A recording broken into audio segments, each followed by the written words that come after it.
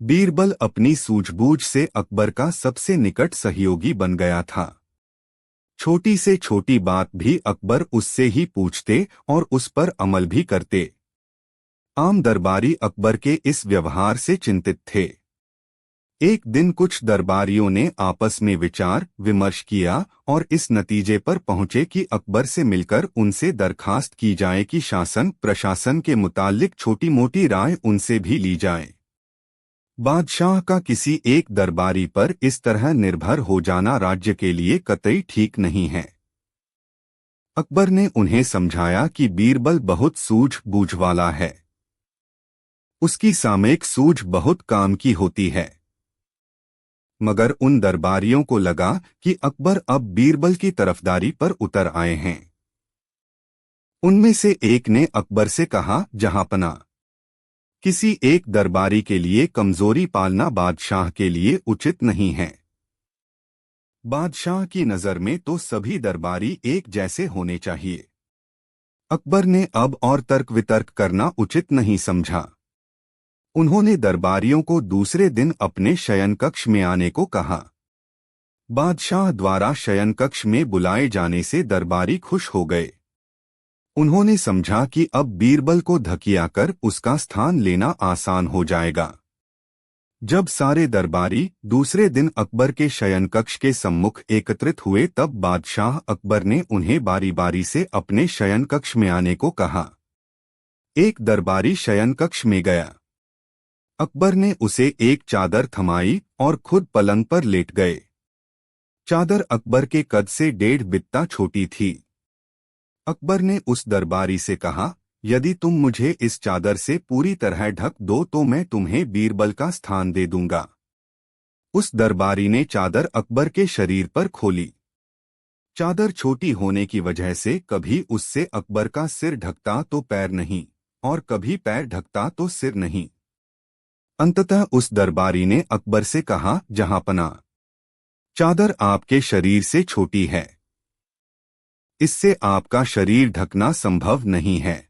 अकबर ने उस दरबारी से कहा, आपने सही फरमाया। आप इसी कक्ष में रहें। अकबर ने कक्ष में लोगों के बैठने के लिए बनाए गए स्थान की ओर इशारा करते हुए उस दरबारी से कहा। दरबारी उस जगह पर जाकर बैठ गया। अकबर ने क्रमशः सभी दरबारियों को अपने कक्ष में बुलवाया और उस चादर से अपना शरीर पूरी तरह लपेट देने को कहा। लेकिन सभी दरबारियों ने वही बात कही कि चादर छोटी है। इससे बादशाह का पूरा शरीर ढक पाना असंभव है। अकबर के शयनकक्ष में वे तमाम दरबारी बैठे थे जो वहां बीरबल का स्थान पाने की कामना से आए थे और जिन्हें लगता था कि वे भी बादशाह को शासन प्रशासन की बातों में सलाह दे सकते हैं। बेवजह अकबर उनकी अवहेलना कर केवल बीरबल से सलाह मशवरा किया करते हैं। जब उस चादर से कोई भी दरबारी अकबर का शरीर ढांप नहीं सका तब अकबर ने उनसे पूछा, तो अब आप सब यह मानते हैं न कि इस चादर से मेरा शरीर पूरी तरह ढका नहीं जा सकता? जी हाँ, जहांपना, यह असंभव है, दरबारियों ने विश्वासपूर्वक कहा। फिर अकबर ने उनमें से ही एक दरबारी को बीरबल को बुलाकर लाने को कहा। थोड़ी ही देर में बीरबल उस शयनकक्ष में मौजूद था।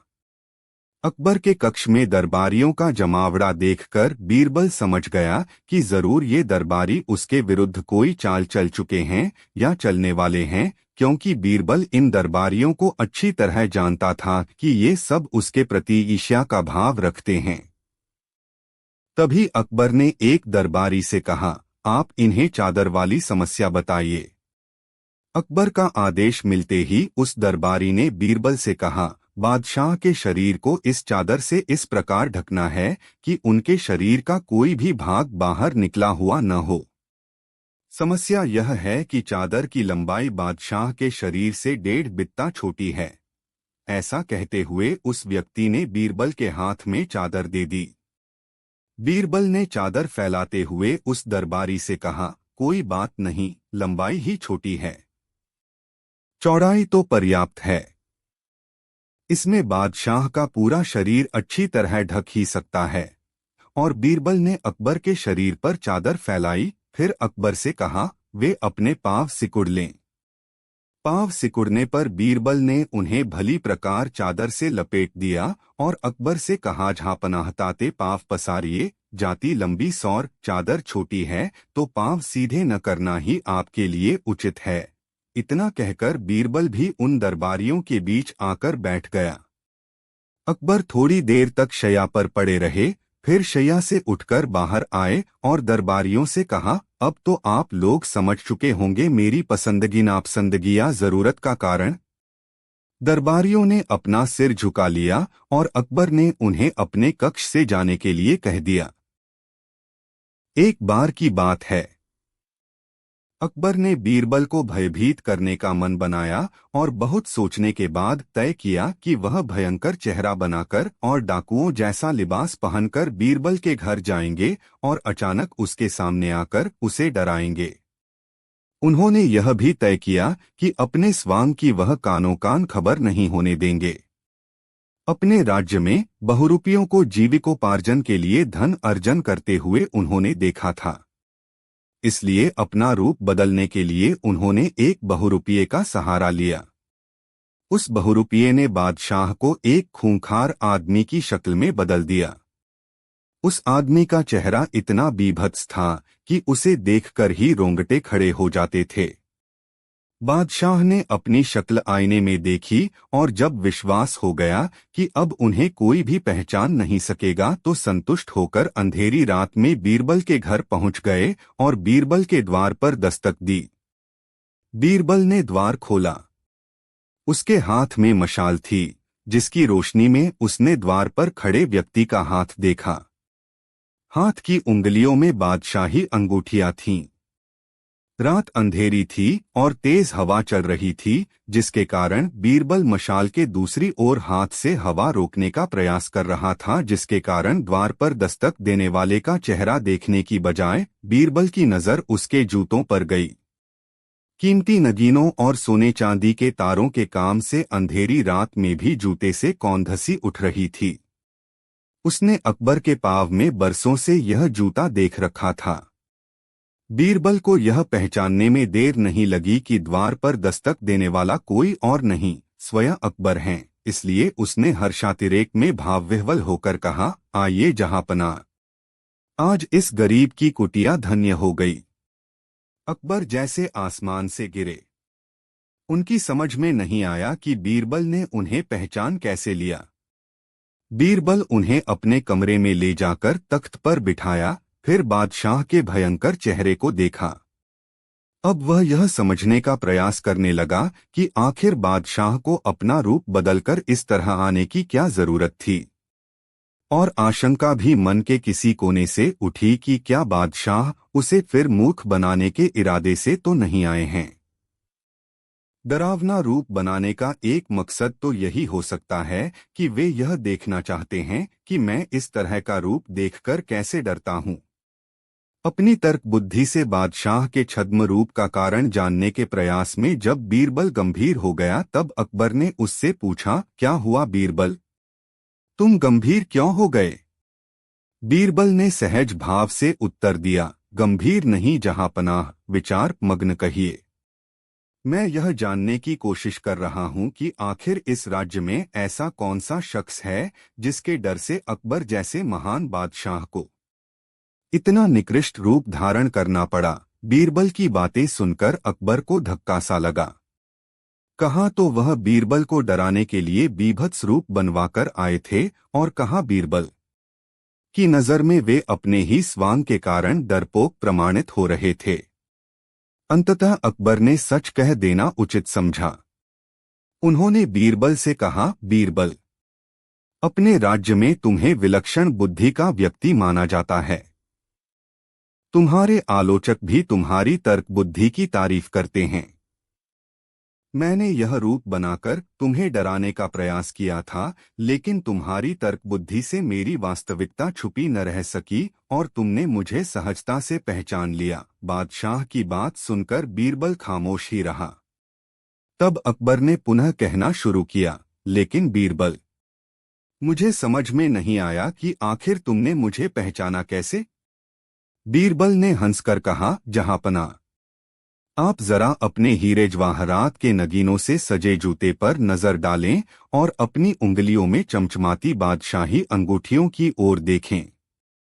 क्या अब भी किसी को यह समझने में भूल हो सकती है कि आप कौन हैं? अकबर ने उसी समय अपनी एक उंगली से एक अंगूठी निकालकर बीरबल की उंगली में डाल दी और कहा, सचमुच बीरबल, अब तक कोई भी ऐसा व्यक्ति मेरी नजरों के सामने नहीं आया जिसमें तुम्हारी जैसी तीक्ष्ण मेधा हो। और उसके बाद बीरबल के कमरे में ही अपना स्वांग उतारकर अपने सामान्य रूप में अकबर वहां से महल लौट आए। बीरबल एक प्रकृति प्रेमी आदमी था। खुली हवा, पेड़ पौधों के बीच में ज्यादा समय बिताना उन्हें अच्छा लगता था। बादशाह अकबर के उद्यान उनका पसंदीदा जगह था, जहां वो ज्यादा समय घुमा करते थे। उस उद्यान का रखरखाव करने के लिए एक आदमी को रखा गया था। उसका नाम रामू था। वो बहुत अच्छा और मासूम आदमी था। उसका व्यवहार भी बहुत अच्छा था। कभी कभी बीरबल और रामू बगीचे में बैठ के पेड़ पौधों के बारे में भी बात किया करते थे। एक दिन बीरबल बगीचे में टहल रहे थे। उन्होंने देखा कि रामू परेशान होकर रो रहा है। बीरबल उसके पास जाकर परेशानी के कारण पूछे। रामू ने रोते हुए कहा, मैं शुरुआत से आज तक हमेशा मुझे मिला हुआ पैसों को मटके में भर के इसी बगीचे में एक पेड़ के नीचे रखा करता हूँ, लेकिन आज जब देखा तो मटकी वहां नहीं है।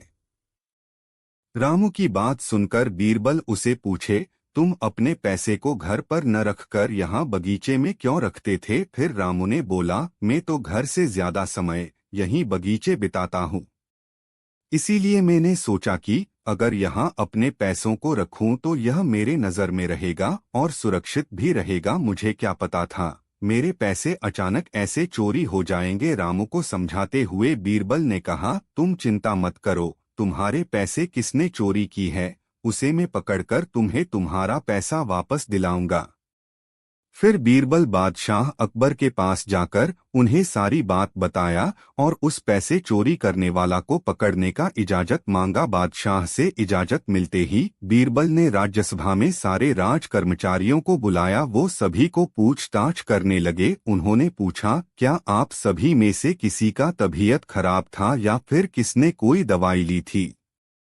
उनके प्रश्न का जवाब देते हुए एक कर्मचारी ने बोला कि मुझे हल्का सा बुखार हुआ है और उसके लिए मेरी पत्नी अपने हाथों से एक दवाई बनाकर दे रही है। मैं उस दवाई को खा रहा हूँ। उनके बात खत्म होने के बाद दूसरे कर्मचारी ने बोला कि मुझे कब्ज की बीमार है और उसके इलाज के लिए इस राज्य के एक वैद्य मुझे दवाई दे रहे हैं। इनके बात सुनकर बीरबल ने बोला, क्या बुलाने पर वो वैद्य यहाँ राज्यसभा में आएंगे? उस आदमी ने हाँ में जवाब दिया।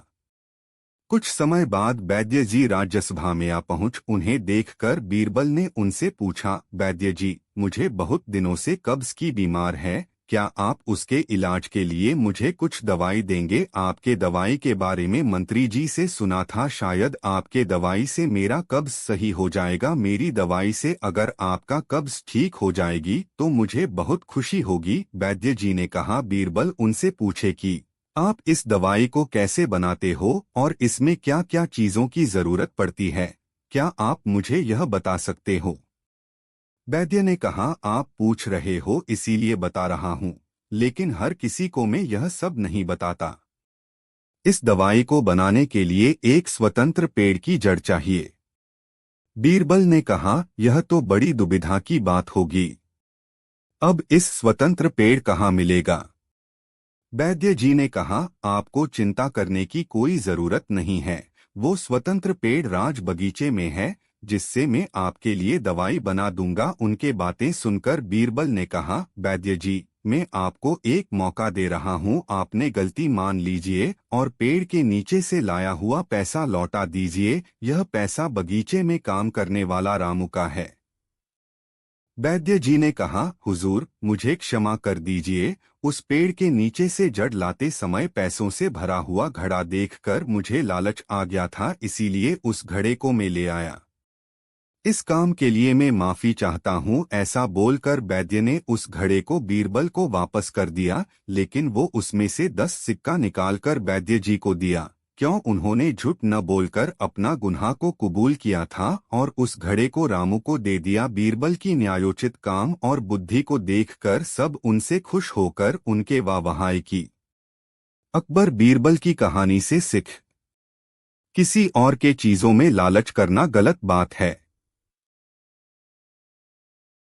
एक दिन की बात है, राज्यसभा में बादशाह अकबर और बीरबल के समेत सभी राज्य कर्मचारी बैठे हुए थे। राज्यसभा में राज्य के साथ साथ प्रजाओं के समस्याओं के बारे में कार्रवाई हो रही थी। इसी समय वहां एक आदमी हाथ में एक मिट्टी के घड़ा लेते हुए आया। सबकी नजर उस घड़े पर पड़ी।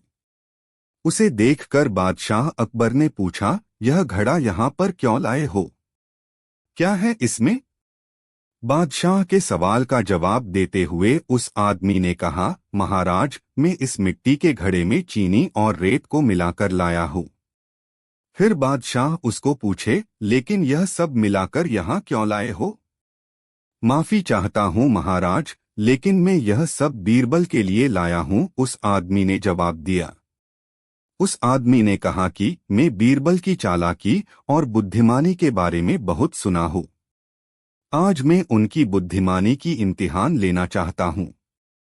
इस बात को साबित करने के लिए बीरबल को चीनी और रेत अलग अलग करना होगा। उस आदमी की यह बातें सुनकर राज्यसभा में बैठे हुए सब लोग सोच में पड़ गए।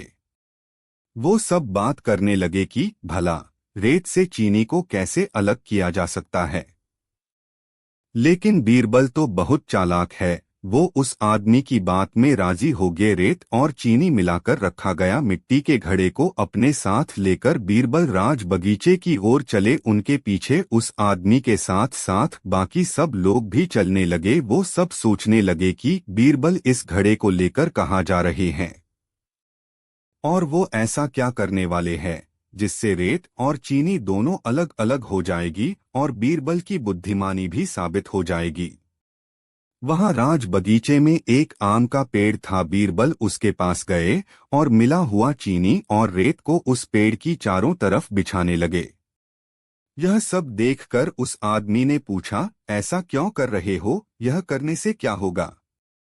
बीरबल ने जवाब में कहा, तुम जरा सब्र करो, क्या होगा यह तुम्हें कल सुबह पता चलेगा। अगले दिन सुबह सब उस आम की पेड़ के पास चले। सबने देखा कि वहां सिर्फ रेत पड़ा है।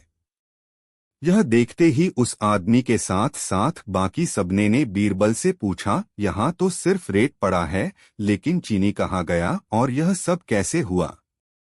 बीरबल ने बोला, रेत में मिला हुआ चीनी को चींटियां ले गए।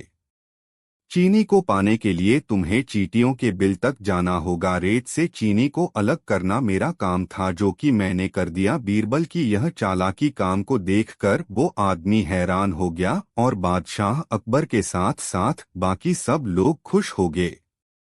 कहानी से सीख। किसी को नीचा दिखाना और नीचा दिखाने की चेष्टा करना सही बात नहीं है। एक बार अकबर और बीरबल अपने दरबार में बैठे विचार विमर्श कर रहे थे, तो अकबर ने पूछा, बीरबल, क्या तुम किसी एक आदमी के बारे में बता सकते हो जो 3 अलग अलग बोली बोल सकता हो? बीरबल ने कहा, जहां पनाह, आप मुझे किसी भी आदमी से मिलवा दीजिए। मुझे पता है कि कब वह तोते की बोली बोलेगा, अब वह शेर की बोली बोलेगा और जब मैं चाहूंगा तो वह गधे की बोली भी बोलने में देर न लगाएगा। बादशाह उनकी यह बात सुन हैरत में पड़ गए। बोले, जिस आदमी को मैं बताऊंगा उससे ही तुम 3 अलग अलग बोली निकलवा दोगे? यह तो असंभव है। बीरबल इस बार बीरबल बोले, महाराज, मेरी एक शर्त है कि मैं आपको यह प्रयोग दिखा तो दूंगा, पर आपको भी यह भरोसा देना होगा कि आप उस आदमी को कोई सजा नहीं देंगे, क्योंकि वो जो भी करेगा वह हम दोनों की मर्जी से कर रहा होगा। बादशाह ने इस बात में हामी भर दी, लेकिन इस बार उन्होंने बीरबल को गलत साबित करने की ठानी। अगले दिन बादशाह अकबर के महल में उनका शाही हज्जाम उनकी दाढ़ी और बाल बनाने आया। हज्जाम बहुत ही सीधा और सरल दिखाई पड़ता था। वह जितना पूछते उतना ही जवाब देता था और शर्मीला था। राजा ने सोचा, यह नीरस आदमी को बीरबल को सौंपता हूँ और देखता हूँ कि कैसे वह इससे 3 अलग अलग बोली बुलवाता है। बादशाह ने तुरंत बीरबल को बुलावा भेजा।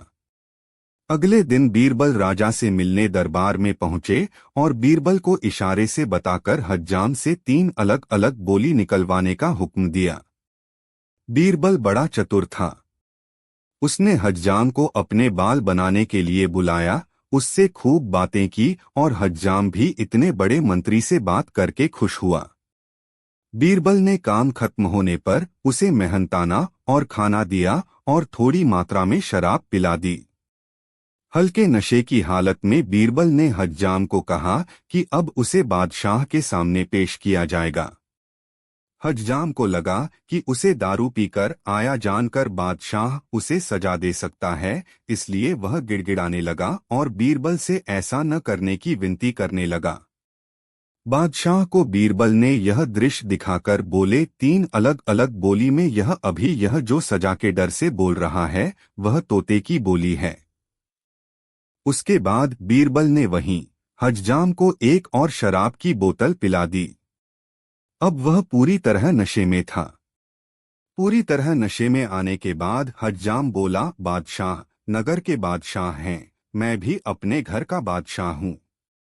मैं यहाँ किसी से नहीं डरता हूँ और कर दीजिए मुझे उनके सामने हाजिर, मैं अब तैयार हूँ। बीरबल हंसकर बोले कि हुजूर, 3 अलग अलग बोली में अब शराब के नशे में निडर होकर यह जो बोल रहा है यह शेर की बोली है। अब फिर से बीरबल ने बातें करते करते उस हज्जाम को 1 बोतल और शराब और पिला दी। इतनी शराब पीने के बाद वह आदमी लड़खड़ाते हुए जमीन पर गिर गया और हाथ पांव हवा में लहराते हुए मुंह से उलझुलूल आवाजें निकालने लगा। अब बीरबल बोले, हुजूर, 3 अलग अलग बोली में अब यह जो बोल रहा है वह गधे की बोली है। अकबर पूरा मामला अपने सामने हुए पूरे दृश्य को देख खूब खुश हुए और बीरबल की हाजिर जवाबी से प्रसन्न हुए और मनोरंजन के साथ उदाहरण पेश करने के लिए उन्होंने बीरबल को इनाम दिया। हज्जाम अपने किए पर शर्मिंदा हुआ, लेकिन बीरबल और बादशाह ने उसे भी इनाम से नवाजा। बहुत समय पहले बीरबल ने प्रार्थना करके यह वचन लिया था कि जब कभी मेरा कोई अपराध हो जाए तो उसका वही न्याय पंच करे जिसे मैं खुद चुनूं। बादशाह ने बीरबल की यह प्रार्थना स्वीकार करते हुए उन्हें वचन दे दिया था। अपने वायदे के पक्के थे, इसलिए बीरबल की प्रार्थना की शुरुआत के बारे में सुनकर बहुत खुशी हुई। अचानक एक दिन बीरबल से एक अपराध हो गया। बादशाह ने दंड देने के लिए बीरबल को बुलाया और कहा, तुमने जो मुकर्रर किया है उसके दंड को जरूर देखो। तब बीरबल ने इस अवसर का लाभ उठाने के लिए बादशाह को अपने भी दिए वचन का स्मरण दिलाया। बादशाह की ओर से 5 क्षुद्रों को लेकर पंच बादशाह को आश्चर्य हुआ, यह क्षुद्र क्या न्याय करेंगे। खैर, उन 5 शूद्रों को बीरबल के अपराध के संबंध में सारी बातें समझाई गई और न्याय करने का आदेश दिया गया। ऐसा सम्मान देने वाले क्षुद्रों को बहुत खुशी हुई, साथ ही उनमें प्रतिहिंसा की भावना भी जाग उठी। पंचों ने कहा कि बीरबल ने कई बार अपने अभिलक्षणों में कई बार अपने अवतार लेने का यह सुदर्शन अवसर हाथ से नहीं जाने देना चाहिए।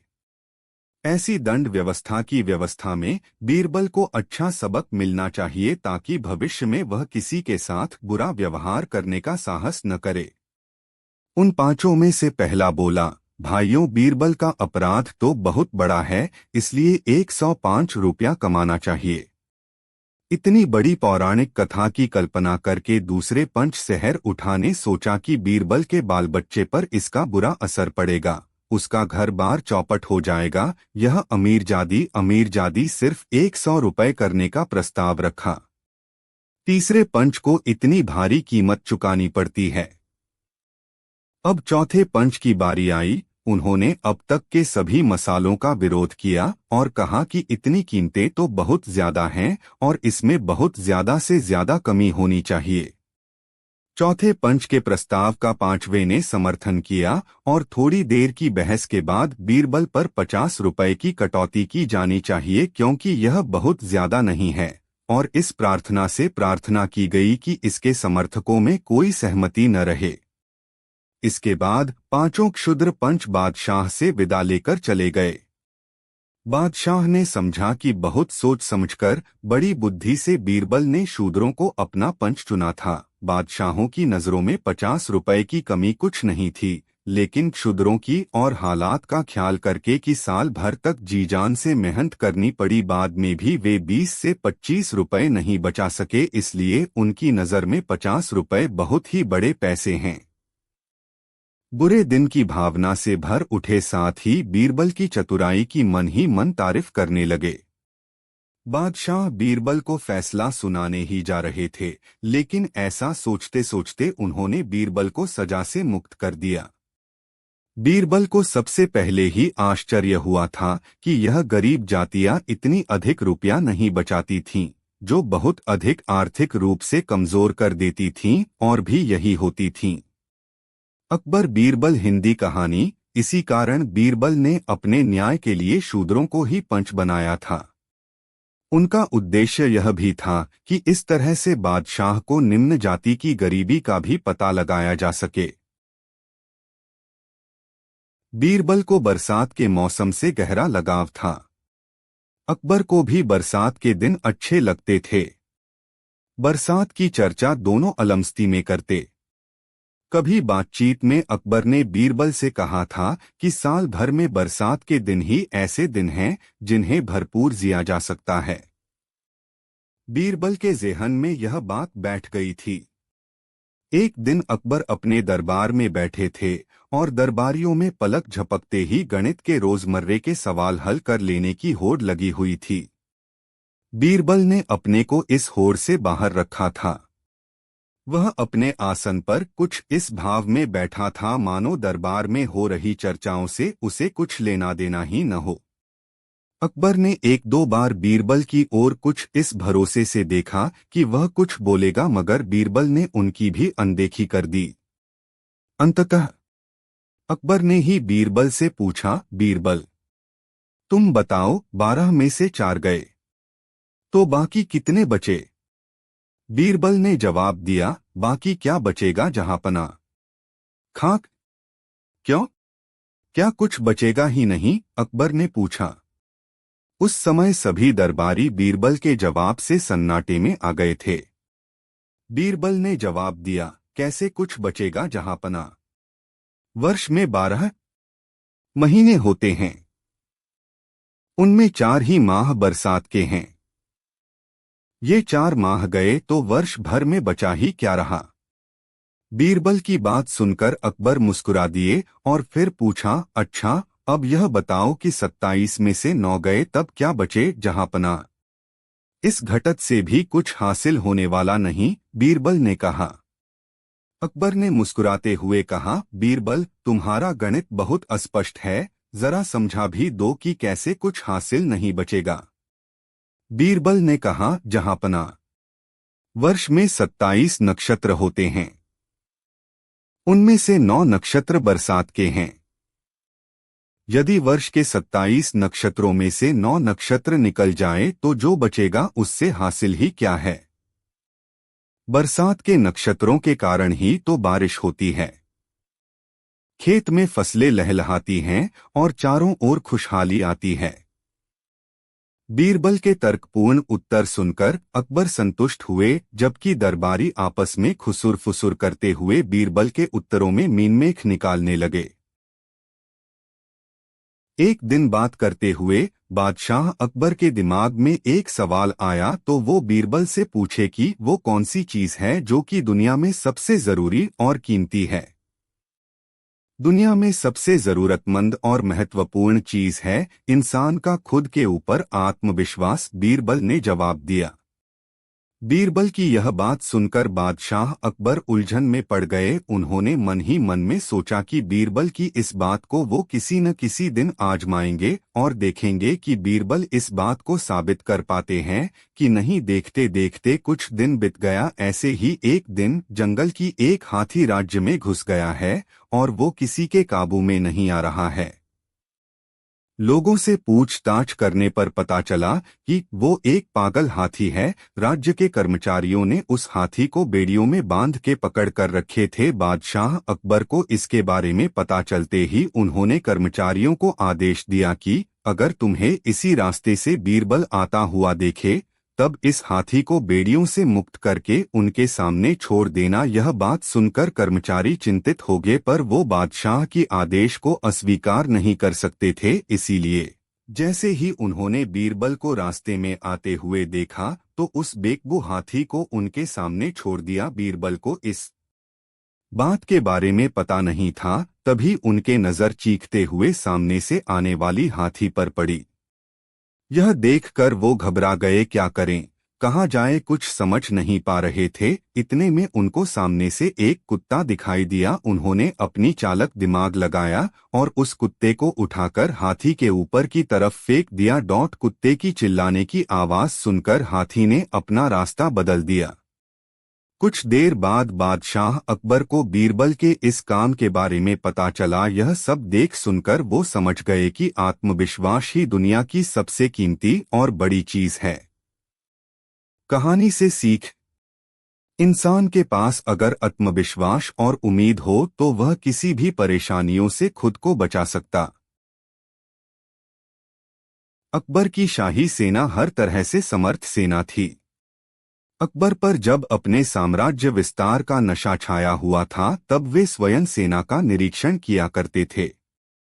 जवानों की मुस्तैदी, उनकी चुस्ती फुर्ती बनाए रखने के लिए उनसे तरह तरह के व्यायाम करवाते। स्वयं भी उनकी कसरत में शामिल होते। अपने सैनिकों को उनके व्यक्तिगत नामों से पुकारते। उन्हें मौजमस्ती के लिए भी समय देते। एक दिन अकबर को विचार आया कि यदि सभी सैनिकों के लिए लोहे के धागों से निर्मित जिरह बख्तर पहनने को दिए जाएं, तो युद्ध के समय हमारे सैनिक अधिक सुरक्षित रहेंगे। और अपने इस विचार को साकार करने के लिए अकबर ने पूरे राज्य में मुनादी करा दी, बख्तर बनाने की कला में माहिर जितने भी कारीगर हैं वे बादशाह से शीघ्र संपर्क करें। इस मुनादी को सुनकर एक लोहार बादशाह के पास आया और बादशाह से कहा, वह जिरह बख्तर बनाना जानता है मगर गरीब है, इसलिए यदि उसे जिरह बख्तर बनाने का सामान मिल जाए तब ही वह बना सकेगा। अकबर ने उससे कहा, कारीगर, तुम्हें जिरह बख्तर बनाने के लिए जिन चीजों की जरूरत हो तुम अपनी पसंद से खरीद लाओ। पैसे तुम्हें जब भी चाहिए और जितने भी चाहिए राजकोष से मिल जाएंगे। ऐसी व्यवस्था मैं करा देता हूँ। कारीगर ने राजकोष से पैसे लेकर जिरह बख्तर निर्माण के काम आने वाली चीजें खरीद लीं और मनोयोग से जुट गया जिरह बख्तर बनाने में। बादशाह के लिए जिरह बख्तर बनाते समय उसने अपनी कला का भरपूर प्रयोग किया। 2-3 दिनों की मेहनत के बाद जिरह बख्तर बनकर तैयार हो गया। अपने इस निर्माण को हर तरह से उलट पुलट कर कारीगर ने देखा और वह पूरी तरह से संतुष्ट हुआ कि ऐसा जिरह बख्तर पहले कभी नहीं बना। यह पहनने वाले को खूबसूरती भी प्रदान करेगा और शत्रुओं के वार से बचाएगा भी। पूरी तरह संतुष्ट हो जाने के बाद वह कारीगर जिरह बख्तर दिखाने के लिए बादशाह के पास पहुंचा। अकबर ने जिरह बख्तर अपने कक्ष में सज्जा के रूप में खड़ी कांसे की एक प्रतिमा को पहनाई और उसे देखा। जिरह बख्तर वाकई बहुत सुंदर बना था। अकबर ने इस निर्माण की मन ही मन तारीफ की। अचानक अकबर के मन में विचार आया कि जिरह बख्तर सुंदर तो है मगर यह मजबूत है या नहीं, यह भी तो देखना चाहिए। जिरह बख्तर का इस्तेमाल तो युद्ध भूमि में होना है जहां सुंदरता गौण होती है और मजबूती आवश्यक। जिरह बख्तर की मजबूती देखने के लिए अकबर ने म्यान से अपनी तलवार निकाली और एक भरपूर वार कांसे की प्रतिमा की गर्दन पर कर दिया। झन की आवाज के साथ जिरह बख्तर प्रहार के स्थान पर कट गया। अकबर ने कारीगर को कटा जिरह बख्तर दिखाते हुए कहा, कारीगर, तुमने जो जिरह बख्तर बनाया है वह खूबसूरत तो है मगर मजबूत नहीं। देखा न तुमने कि यह तलवार का एक प्रहार भी नहीं झेल पाया। हमें तो ऐसा जिरह बख्तर चाहिए जो तलवार के प्रहार से सैनिकों की रक्षा करे, उन्हें घाव न लगने दे। जाओ, जिरहबख्तर में क्या सुधार करना है सोचो और यथाशीघ्र ऐसा ही जिरहबख्तर बनाकर दिखाओ। बेचारा कारीगर कभी कांसे की मूर्ति को पहनाए गए जिरहबख्तर को देखता तो कभी बादशाह की तलवार को। वह कहना चाह रहा था कि बादशाह सलामत। आपने यह जिरहबख्तर कांसे की प्रतिमा को पहनाई है, जबकि इसका निर्माण हाड़मास के इंसान के लिए हुआ है। आपने कांसे की प्रतिमा को बख्तर पहनाकर तलवार का प्रहार किया है, जिससे इस प्रहार का प्रतिरोध कांसे की प्रतिमा ने किया है, हाड़मास के पुतले ने नहीं। मगर बादशाह के सामने वह अपना मुंह नहीं खोल पाया और वह निराश कदमों से अपना जिरहबख्तर लिए अकबर के पास से लौटने लगा। जिस समय लोहार अकबर के पास से निराश लौट रहा था, उस समय बीरबल भी किसी काम से अकबर से मिलने जा रहा था। उसने निराश लोहार को अकबर के पास से लौटता देखा तो उसके मन में जिज्ञासा हुई कि आखिर इस लोहार से अकबर को क्या काम था और यह वहां से निराश क्यों लौट रहा है। उसने लोहार को रोककर पूछा, क्या बात है भाई, तुम कौन हो और इतने निराश क्यों दिख रहे हो? हुजूर, मैं एक लोहार हूं। बादशाह ने मुझे जिरहबख्तर बनाने का काम सौंपा है। मैंने अपनी कला और हुनर का यथासंभव उपयोग कर यह जिरहबख्तर बनाया, जो सुंदर भी है और मजबूत भी। बादशाह ने यह जिरहबख्तर एक कांसे की प्रतिमा को पहनाकर तलवार का वार कर इसकी मजबूती परखी। कांसे को आधार बनाकर जब लोहे की चादर पर वैसा प्रहार किया जाएगा, तब लोहे की चादर भी कट जाएगी। यह तो लोहे के धागों से पिरोया गया बख्तर है। इसका निर्माण तो मनुष्य के पहनने के लिए किया गया है। अब बादशाह ने मुझे दूसरा बख्तर बनाकर लाने को कहा है। यदि उस बख्तर को भी बादशाह इसी तरह आजमाएंगे, तब उसका भी यही हश्र होगा। इसीलिए मैं चिंतित हूं। कैसे झंझट में पड़ गया। बीरबल को लोहार की समस्या समझ में आ गई। उसने लोहार से कहा, अब चिंता मत करो भाई, तुम जाकर दूसरा बख्तर तैयार कर लो और जब बादशाह उसे कांसे की प्रतिमा पर आजमाने लगे तब उनसे कहना कि तुम स्वयं इस जिरह बख्तर को पहनकर खड़े हो जाओगे, क्योंकि रणभूमि में इसे कोई हाड़मांस का सैनिक ही पहनेगा और जब बादशाह समस्या हल हो जाएगी। कर लिया और उसे लेकर अकबर के पास आया। प्रहार करने लगे तो तुम चीखकर उस प्रतिकार का प्रतिरोध करना। तुम्हारी लोहार को बीरबल की बातों से थोड़ी तसल्ली हुई कि समस्या का समाधान हो सकता है और वह बादशाह को तसल्लीबख्श काम देकर संतुष्ट भी कर सकता है। इस तरह बड़े आत्मविश्वास के साथ लोहार अपने घर लौटा और एक दूसरा जिरहबख्तर तैयार करने में वह पूरी तन्मयता से जुट गया। 2-3 दिनों में ही उसने दूसरी जिरहबख्तर तैयार। जिरहबख्तर देखकर अकबर बहुत प्रसन्न हुए। इस बार जिरहबख्तर पहले से भी अच्छा बना था। जब अकबर जिरहबख्तर के निर्माण की जांच कर चुके, तब उसकी मजबूती की परख के लिए वह उसे कांसे की प्रतिमा को पहनाने लगे। लोहार इसी पल के इंतजार में था। उसने उसी क्षण अकबर को टोका, जहांपना, आप इस जिरहबख्तर को मुझे पहनने दें।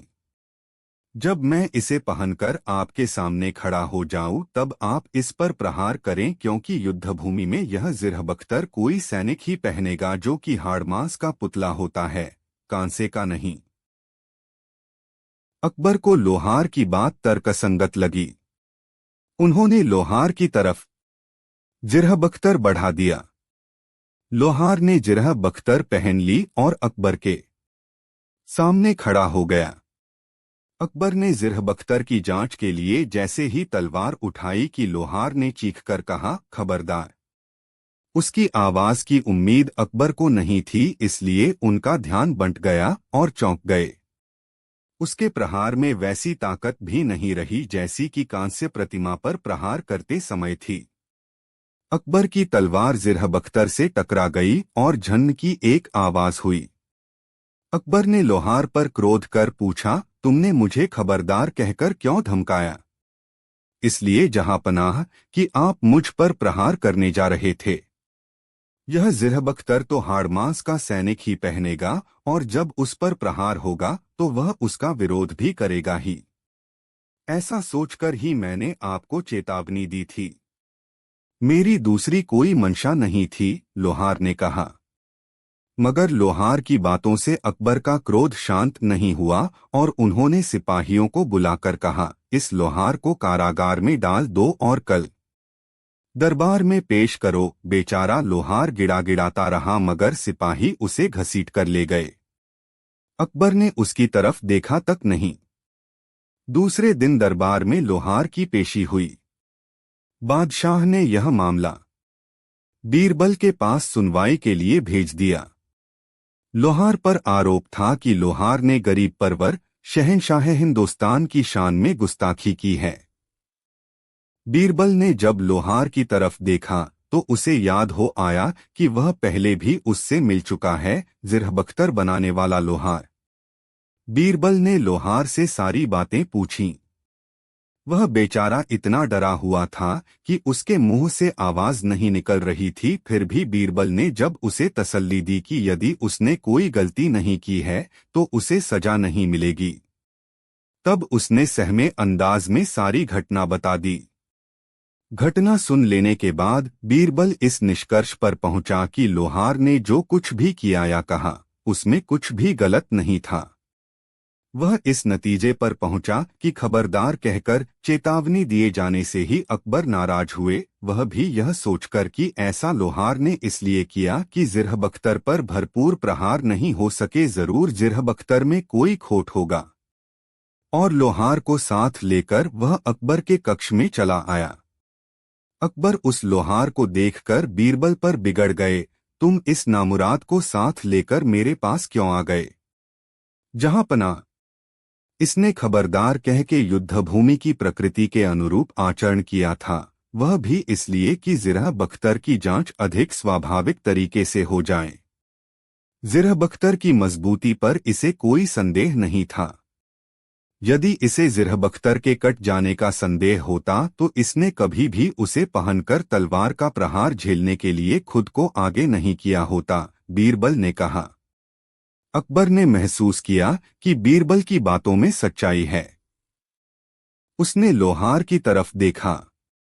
भय से सहमा हुआ लोहे का यह कारीगर अपनी कला का नायाब नमूना पेश करने के बाद भी उनके सामने अपराधी की तरह खड़ा था। अकबर ने सोचा, मुनादी कराए जाने के बाद भी राज्य भर से केवल एक आदमी मिला है जिरहबख्तर बनाने के काम के लिए, और वह भी अब उनके आक्रोश के कारण हाथ से निकल जाएगा। जरूरत तो इस बात की है कि इस कारीगर की कला और लोग भी सीखें। यदि यह कारीगर भी उनके कोप का शिकार हो गया तो कोई क्यों प्रोत्साहित होगा कला सीखने के लिए? ऐसी कला जो पुरस्कृत नहीं दंडित करवाती हो, कौन सीखना चाहेगा? यह विचार आते ही अकबर तख्त से उठ गए और लोहार को गले से लगा लिया। उन्होंने लोहार से कहा, तुम्हारी चेतावनी को समझने में मुझसे भूल हो गई, लेकिन शुक्रिया बीरबल, तुमने अनर्थ होने से बचा लिया। ऐसा कहकर अकबर ने लोहार को इनाम दिया और उसे शाही सेना के लिए जिरहबख्तर बनाने का काम भी सौंप दिया। अकबर ने लोहार को विदा करते समय कहा, जिरहबख्तर का निर्माण बड़े पैमाने पर होना है, इसलिए तुम कुछ लोगों को अपने फन में माहिर भी करो कि यह काम गति के साथ हो सके। लोहार मुदित मन से अपने घर लौट आया।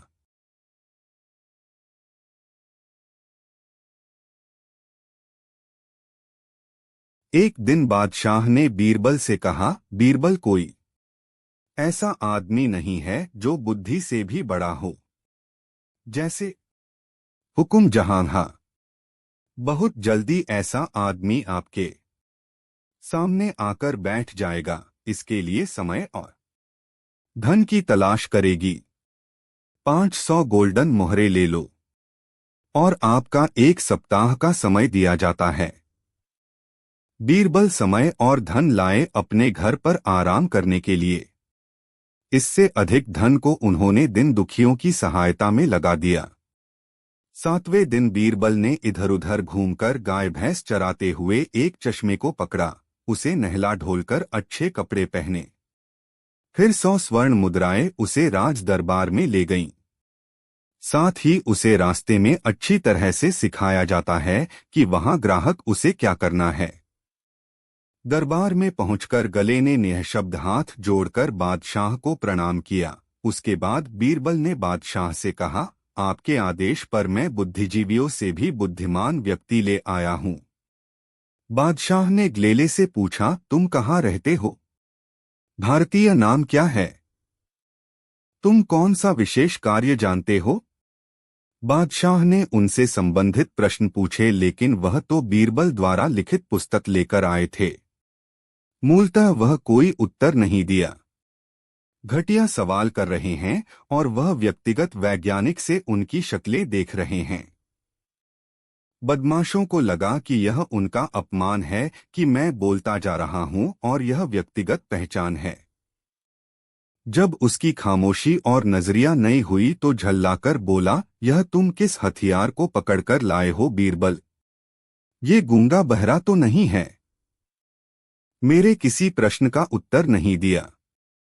तब बीरबल ने मुस्कुराकर कहा था कि यह उनकी बुद्धिमता है। अन्नदाता बुजुर्गों से लेकर सूर्य तक के राजा हैं और अपने से अधिक बुद्धि वाले व्यक्ति सामने चुप रहना चाहते हैं।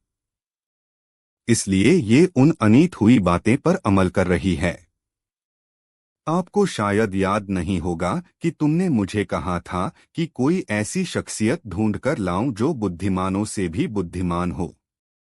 ये शख्स हैं बादशाह अकबर। बीरबल के तुरंत जवाब में हैरान मुस्कुराए और ग्लवले को मान्यता दे दी गई।